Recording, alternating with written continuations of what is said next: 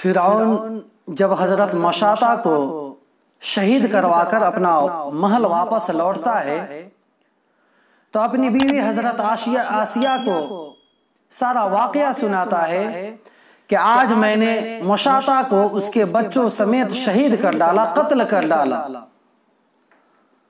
हजरत आसिया फरमाती है कि जालिम, तूने ऐसा क्यों किया? तुमने एक मासूम की जान ले ली और उस मासूम के साथ साथ उसके बच्चों की भी जान ले ली। आखिर तूने ऐसा क्यों किया? फिरौन कहता है कि आसिया मेरी बीवी, मैं ऐसा क्यों नहीं करता। वो मशाता थी, वो मुझे खुदा नहीं मानती है, मुझे इलाह नहीं मानती है, मुझे अपना रिज्क देने वाला नहीं समझती है। और वो जो मूसा जिस खुदा पर ईमान रखता है, जिस खुदा का पैगाम लेकर खुद को कहता है कि मैं दुनिया में आया हूं, उस खुदा पर वो मशाता ईमान रखती थी, तो मैं उसे कत्ल क्यों नहीं कर डालता। हजरत आसिया फरमाती है कि जालिम, खुदा तो मैं भी तुझे नहीं मानती, इसलिए कि तू खुदा हो ही नहीं सकता। खुदा तो वो है जो हजरत मूसा अलैहिस्सलातु वस्सलाम का खुदा है, जो तेरा भी खुदा है, जो मेरा भी खुदा है, जो पूरे आलम का खुदा है। वो खुदा जो तुझे भी रिज्क देता है, मूसा को भी रिज्क देता है, हमें भी रिज्क देता है, पूरे आलम को रिज्क देता है, मैं उसको खुदा मानती हूँ। खुदा मैं भी तुझे नहीं मानती। फिरौन चूंकि हजरत आसिया से बहुत मोहब्बत करता था, अल्लाह तबारक व तआला ने हजरत आसिया को हुस्न व जमाल से नवाजा था। फिरौन पूरे इलाके में पूरे कौम से चुनकर हजरत आसिया की खूबसूरती की वजह से उससे शादी किया था, निकाह किया था। फिरौन परेशान हो जाता है, समझाता है कि बीवी आसिया, तुम ऐसा क्यों कह रही हो? तुम तो बात मान जाओ, तुम तो मुझे खुदा मान लो। तुम इस महल में रहती हो, मैं तुम्हारा इतना ख्याल रखता हूँ, तुम्हें दुनिया की तमाम तर सुकून से तुम्हें आरास्ता और पैवस्ता किए हुआ हूँ, तुम मेरे खिलाफ बगावत क्यों कर रही हो? तुम मूसा के खुदा को खुदा क्यों मान रही हो? हजरत आसिया फरमाती है कि जालिम, तुझे जो कुछ करना है तू कर ले, मैं हजरत मूसा अलैहिस्सलातु वस्सलाम के खुदा पर ईमान ले आई हूँ, मैं अपने ईमान से पीछे हटने वाली नहीं हूँ। फिरौन गुस्सा से तिलमिला उठता है, दरबार बुलाता है, वजीरों को बुलाता है और कहता है कि देखो, हमारे मोहल्ले में बगावत फैल चुकी है। ये मूसा जो खुद को नबी होने का दावा करता है और कहता है कि मेरे अलावा कोई और खुदा है, उस मूसा ने मेरे बीवी के कानों में भी जहर उगल दिया है। मेरी बीवी भी मुझे खुदा नहीं मानने लगी है, मेरी बीवी भी मुझसे बगावत करने पर उतर आई है। आज मैं या तो आसिया को इतनी सख्त अजाब दूंगा, इतनी सख्त सजा दूंगा कि चाहे इसकी जान चली जाए, या फिर ये कि आसिया अपनी बात से पीछे हट जाए। चुनांचे दरबार बुलाया जाता है, हजरत आसिया रजी अल्लाह अन्हा को सबके सामने लाया जाता है। फिरौन समझाता है कि बीबी आसिया, तुम अब भी अपनी बात से पीछे हट जाओ, मुझे खुदा मान लो। हजरत आसिया कहती है कि मेरे दिल में अल्लाह तबारक व तआला का डर और खौफ बैठ चुका है, मैं अल्लाह तबारक व तआला पर ईमान ले आई हूँ, अब मुझे किसी चीज का डर नहीं है, तुझे जो कुछ करना है तू कर ले। चुनांचे फिरौन सबसे पहले हजरत आसिया रजी अल्लाह अन्हा को रुस्वा करने का फैसला करता है, हजरत आसिया को नंगा करने का फैसला करता है। जरा सोचिए तो सही, अगर कहीं पर भीड़ इकट्ठा हो, एक मर्द को अगर ये कहा जाए कि तुझे सबके सामने नंगा किया जाएगा, तो उस मर्द को कितनी शर्म हया आएगी। और मर्द सोचेगा कि काश इस नंगा होने से पहले पहले मेरी जान चली जाए, इससे बेहतर है कि मैं लोगों के सामने रुस्वा हूं। वो तो फिर औरत थी, औरत के अंदर तो अल्लाह तबारक व तआला ने शर्म हया रखी है, लेकिन चूंकि ईमान का मामला था, हजरत आसिया रुस्वा होने के लिए तैयार है, लेकिन अपने ईमान का सौदा करने के लिए तैयार नहीं है।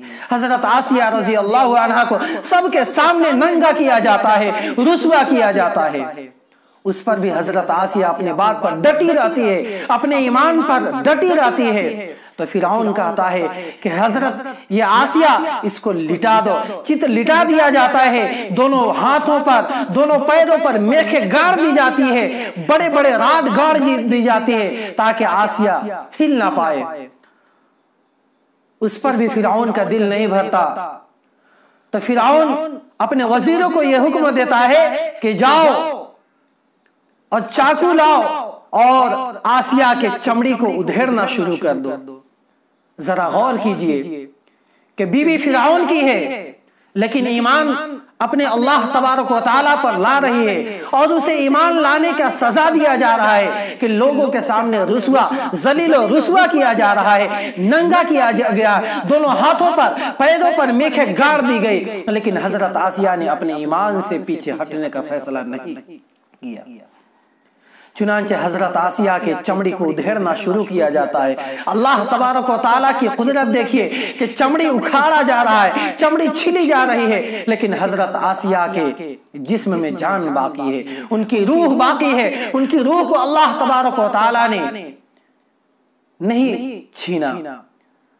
चुनांचे फिर फिरौन अपने वजीरों को हुक्म देता है कि जो सबसे बड़ा चक्की हो, पत्थर हो, उस पत्थर को लाया जाए और हजरत आसिया के सर पर कुचल दिया जाए। चुनांचे हजरत आसिया अपने ईमान पर डटी रहती है, अल्लाह तबारक व तआला से दुआ करती है, रब्बि बिनी ली इंदक बैतन फिल जन्ना, कि ऐ मेरे रब, मैं आपसे सवाल करती हूं कि आप अपने अर्श के साए तले, आपका जो अर्श है उसके सामने मेरे लिए जन्नत में एक घर बना दीजिए। मैं आप पर ईमान लाने की वजह से इतना जुल्म और सितम सह रही हूं, मुझे ये इनाम चाहिए कि आप जन्नत में अपने अर्श के सामने एक घर बना दीजिए। चुनांचे रवायात में आता है, हदीस में आता है कि हजरत आसिया रजी अल्लाह ताला अन्हु को जिंदा रहते ही हजरत आसिया को जन्नत में उनका महल दिखला दिया जाता है। ऐसा खूबसूरत महल दिखलाया जाता है कि हजरत आसिया पर इतना जुल्म और सितम होने के बावजूद वो सारा का सारा जुल्म और सितम भूल जाती है और खुशी खुशी अपने जान की कुर्बानी देने के लिए तैयार हो जाती है। चुनांचे उसी हालत में हजरत आसिया दुआ करती है कि ऐ अल्लाह, मैं आपसे ये सवाल करती हूं कि जन्नत में आप अपने सामने मेरे लिए एक घर बनाइए और मुझे फिरौन और उसके कौम के इस अमल से मुझे निजात दिला दीजिए। चुनांचे अल्लाह तबारक व तआला हजरत आसिया रजी अल्लाह अन्हा की रूह कब्ज कर लेते हैं। रवायत में आता है कि पत्थर भी हजरत आसिया पर मारा गया, बड़ा सा चट्टान था, उसको हजरत आसिया के जिस्म पर मारा गया, लेकिन तब तक हजरत आसिया की रूह अल्लाह तबारक व तआला ने खींच ली थी। वो पत्थर और चट्टान हजरत आसिया के बेजान जिस्म पर पड़ता है।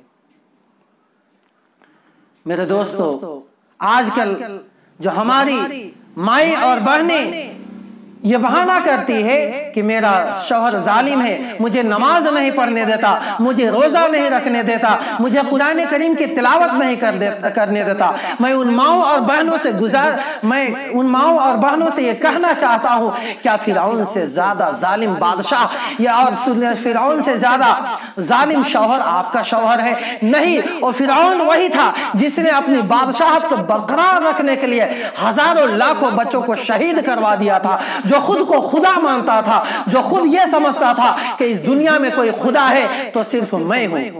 क्या उस फिरौन से ज्यादा जालिम आपका शौहर हो सकता है? नहीं हो सकता है। अगर आप शरीयत के मुताबिक जिंदगी गुजारेंगे, अगर आप अल्लाह तबारक व तआला के अहकाम के मुताबिक जिंदगी गुजारेंगे तो इंशाअल्लाह अल्लाह तबारक व तआला आपको दुनिया में भी कामयाबी और कामयाबी से अता करेंगे और आखिरत की कामयाबी आपके कदम चूमेगी। हदीस पाक में आता है कि हजरत आसिया रजी अल्लाह ताला ने जब ये दुआ मांगी तो अल्लाह तबारक व तआला को ये दुआ इतनी पसंद आई कि हजरत आसिया ने सिर्फ अपना घर मांगा था कि लेकिन अल्लाह तबारक व तआला ने जन्नत में उन्हें घर वाला भी अता कर दिया। घर वाला कौन? हदीस पाक में आता है कि आप सल्लल्लाहु अलैहि वसल्लम ने हजरत खदीजा रजी अल्लाह ताला अन्हा से फरमाया, जब हजरत खदीजा रजी अल्लाह अन्हा की वफात होने लगी तो आप सल्लल्लाहु अलैहि वसल्लम ने फरमाया कि ऐ खदीजा, जब तू जन्नत में जाना तो मेरी बीवियों को सलाम कहना। हजरत खदीजा रजी अल्लाह अन्हा फरमाती है कि अल्लाह के रसूल सल्लल्लाहु अलैहि वसल्लम, मैं तो आपकी पहली बीवी हूं, तो आप अपनी बीवियों को सलाम करने के लिए क्यों कह रहे हैं? आप सल्लल्लाहु अलैहि वसल्लम फरमाते हैं कि हाँ, दुनिया में तो मेरी पहली बीवी है, लेकिन जन्नत में हजरत मरियम और हजरत आसिया रजी अल्लाह ताला अन्हा भी मेरी बीवी होंगी। हजरत आसिया ने अपने ईमान को बचाने के लिए जान की कुर्बानी दे दी और अल्लाह तबारक व तआला से दुआ की कि अल्लाह मुझे जन्नत में अपने सामने एक घर देना। अल्लाह तबारक व तआला को ये दुआ इतनी पसंद आई कि अल्लाह तबारक व तआला ने उस दुआ को कुरान करीम में जिक्र किया और कुरान करीम में जिक्र करने के बाद यह फरमाया कि ऐ आसिया, तू सिर्फ घर मांगती है, मैं तुझे घर वाला भी अता करता हूँ। चुनांचे आप सल्लल्लाहु अलैहि वसल्लम को जन्नत में हजरत आसिया और हजरत मरियम अलैहिस्सलातु वस्सलाम से निकाह कराया जाएगा। वो भी जन्नत में आप सल्लल्लाहु अलैहि वसल्लम की बीवियां बनेंगी। ये ईमान की ताकत है, ये ईमान का नतीजा है कि हजरत आसिया अलैहिस्सलातु वस्सलाम ने ईमान की तहफ़्फ़ुज़ के लिए, अपने ईमान को बचाने के लिए अपनी जान की कुर्बानी दे दी और उसके बदले में अल्लाह तबारक व तआला से जन्नत मांगी और अल्लाह तबारक व तआला ने उसके इनाम में जन्नत वाला भी अता कर दिया। अल्लाह तबारक व तआला हमें और आपको कहने सुनने ज्यादा अमल करने की तौफीक अता फरमाए, हमारी माँ बहनों को दीन पर चलना आसान फरमाए और हम सबको सही समझ बूझ अता फरमाए। आमीन। वमा अलैना इल्लल बलाग।